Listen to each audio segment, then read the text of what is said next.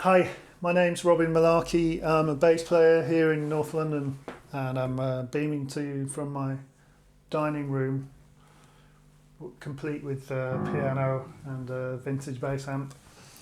And today I'm going to speak to you about something that a lot of my students ask me about. And it seems a little bit boring, maybe it's a slightly boring subject, but it's about consistency of tone. And it's something that I've found very important in my approach to playing. So let me show you what I'm talking about. Basically, I'm looking at my right hand and trying to get a very even and consistent sound.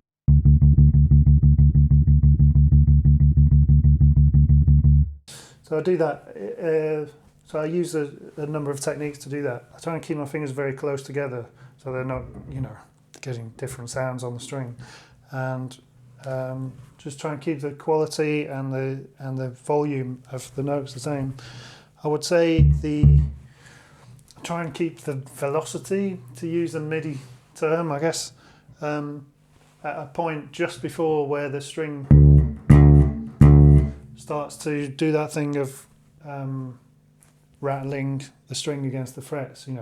I like that sound. I like to have that available to me, but my bass level is just like that volume and then dial it back one. Because if you go too quiet, then if you play very softly like this, then the trouble is the string noise of your left hand moving about relative to the tone that you're producing is like I want them to be different, so that you don't hear the squeaks and the rattles and the rustles, So I want to get a big tone, but without twanging too much. That's just my approach, I guess. It's not for everyone, and also I'm not saying that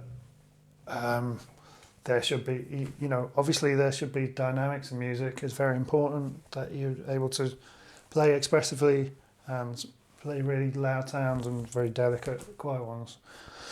But if you can, for the sake of playing a consistent bass line that sounds like it's being compressed and it's not, you're doing the compression with your fingers. I've found that a really useful thing to be able to do.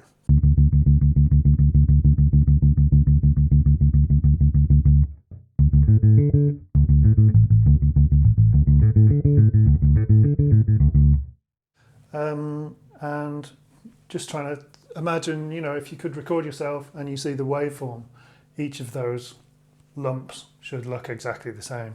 And it's actually a good way of highlighting some things that you can't hear sometimes. I recommend you do it. It's good exercise. So yeah, try and get a consistent tone like that. And the thing that will make that more difficult for you is when it comes to crossing strings. So I always recommend find something that you find difficult and make an exercise out of it. So for example, string crossing can be difficult because quite often as someone crosses a string, they dig into that note a lot stronger than, so it might... So that's something to practice, avoiding that, and get consistency on your string crossing. And begin very slowly, of course.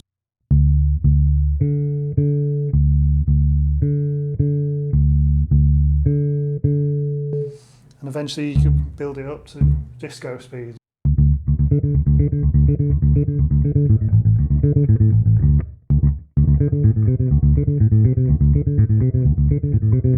And it doesn't just apply to double notes, it can be scales or whatever, but these exercises are useful for string crossing. So for example, if you're playing a walking bass line,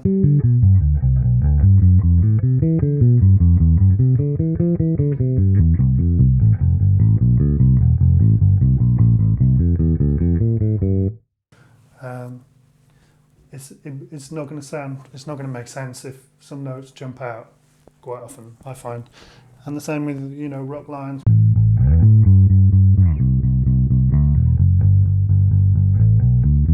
and then practice undoing that work. So, you know, to try some things that are very dynamic.